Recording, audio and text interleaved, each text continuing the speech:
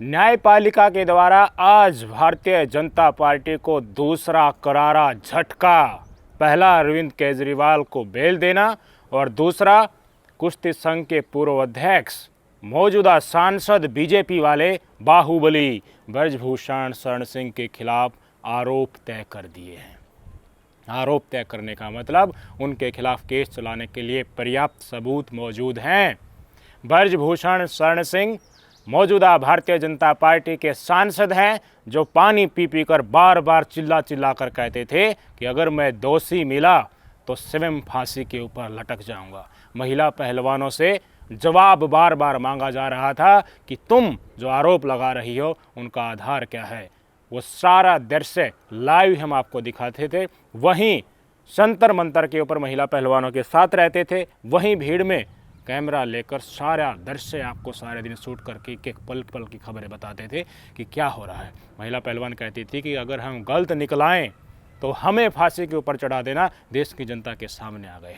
आज इस देश की महिला पहलवान हमारी गोल्डन गर्ल्स जीत गई है। कितने षड्यंत्र चलाए गए थे, वो सारे षड्यंत्र भाजपाइयों के, मोदी के परिवार का वो पूरा जंजाल आज बेनकाब हो चुका है। ब्रजभूषण शरण सिंह को 5 साल तक की सज़ा हो सकती है।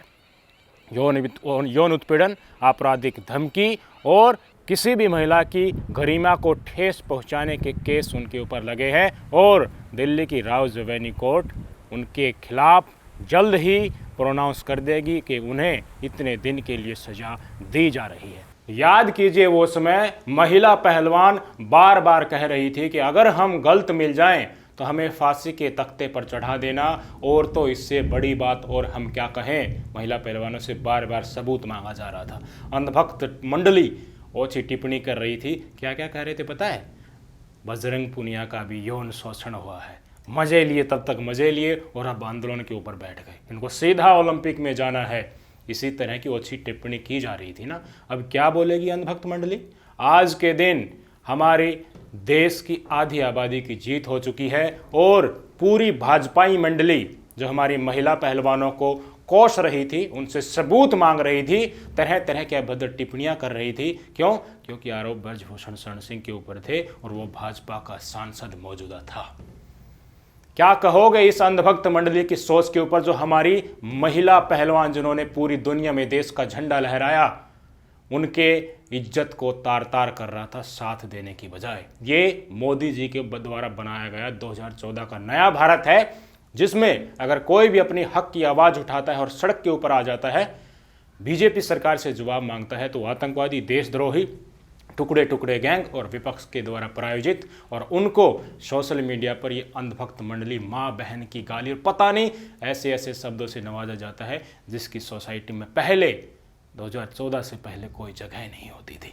यही महिला पहलवान और बजरंग पुनिया आंदोलन के बाद सही से परफॉर्म नहीं कर पाए तो इनके ऊपर तरह तरह के लांछन लगाए जाते थे कि और कर लो ना आंदोलन, खेल लो, खेलने वाले तो आराम से अखाड़े में खेल रहे हैं, ये तो विपक्ष के द्वारा प्रायोजित है। यही ब्रजभूषण शरण सिंह बार बार कहता था कि प्रियंका गांधी पछताएंगी।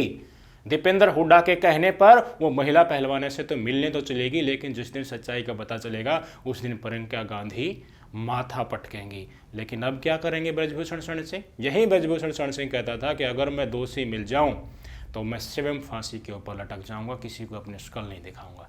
अब क्या करेंगे? अगर एक भी प्रकरण साबित हो जाएगा कि हाँ मैंने किसी के साथ कोई शरारत की है तो स्वतः फांसी पर लटक जाऊंगा। हम तो चाहते हैं कि कोर्ट से इनको जो जायज सजा है वो न्याय संगत इनके साथ वो सजा दी जाए और महिला पहलवानों को न्याय मिलना चाहिए। कई धाराओं में केस दर्ज हो चुके हैं। महिला की मोडेस्टी का आउटरीच करने का केस भी है। 5 साल तक की सजा इनको हो सकती है। धारा 354, 354A, 354D यौन उत्पीड़न और आपराधिक धमकी के केस भी इनके ऊपर हैं। इनके बेटे कर्णभूषण शरण सिंह को भारतीय जनता पार्टी ने टिकट दिया है लोकसभा का। कैसरगंज से इनका काट दिया। कर्णभूषण शरण सिंह भारतीय जनता पार्टी के सांसद, बाहुबली सांसद ब्रजभूषण शरण सिंह के बेटे को टिकट दिया गया है लोकसभा का।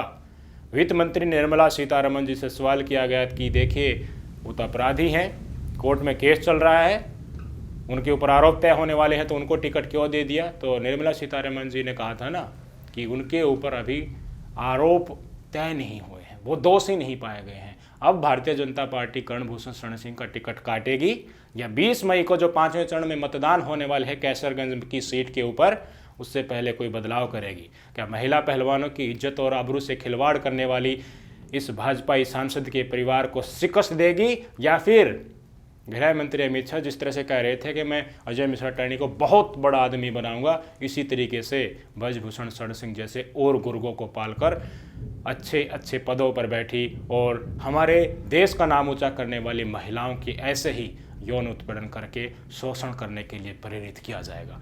देखने वाली बात होगी ब्रजभूषण शरण सिंह, कर्णभूषण शरण सिंह की टिकट भारतीय जनता पार्टी काटती है नहीं काटती है।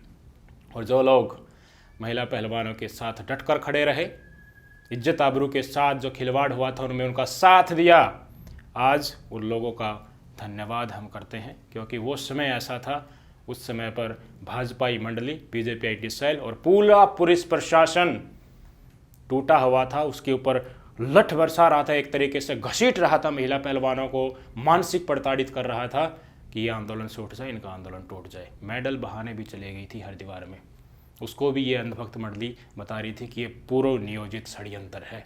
क्या क्या करें भाई साहब। बजरंग पूनिया और साक्षी मलिक पहलवान तो प्रेस कॉन्फ्रेंस के बाद अपने जूते टेबल के ऊपर ही छोड़ आई थी कि मैं आज से कुश्ती से संन्यास ले रही हूँ। उसके बाद विनेश फोगाट ने कमबैक किया और ओलंपिक के लिए आज क्वालिफाई कर गई है।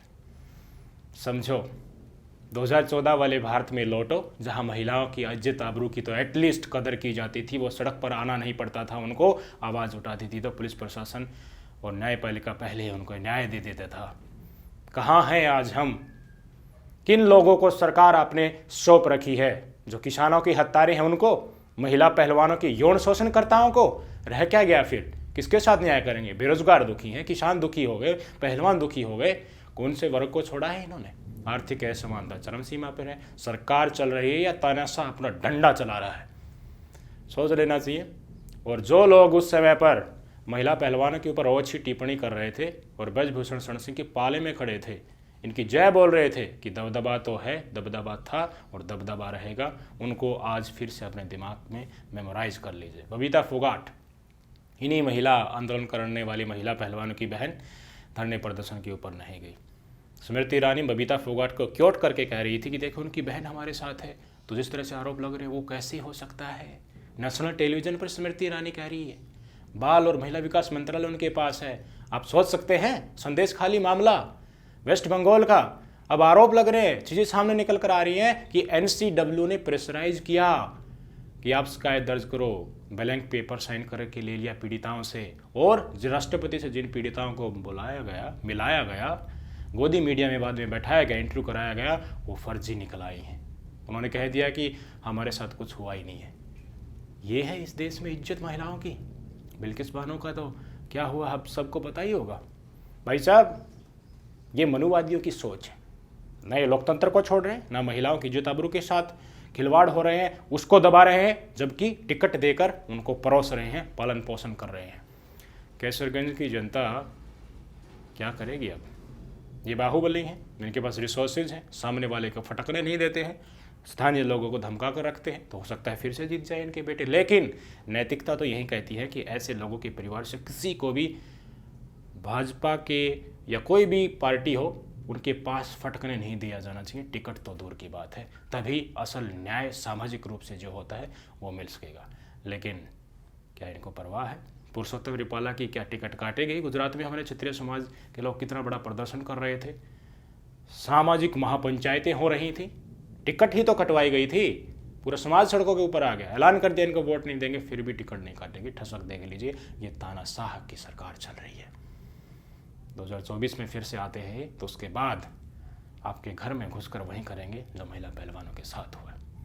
अगर समय हो तो इंटरनेट खोलकर गूगल पर जाकर वो आरोप एक बार पढ़ लेना जो महिला पहलवानों ने लगाए थे, कहाँ कहाँ हाथ लगाना, सांसें चेक करना, सेक्सुअल फेवर मांगना, इलाज करवा दूंगा, सप्लीमेंट दे दूंगा, अकेले पकड़ लेना। और इनके जो सेक्रेटरी होते हैं विनोद तोमर जी, उनके ऊपर भी आरोप तय करने के लिए हमारे माननीय कोर्ट ने आदेश दे दिए हैं, दिल्ली की राव जवेरी कोर्ट ने।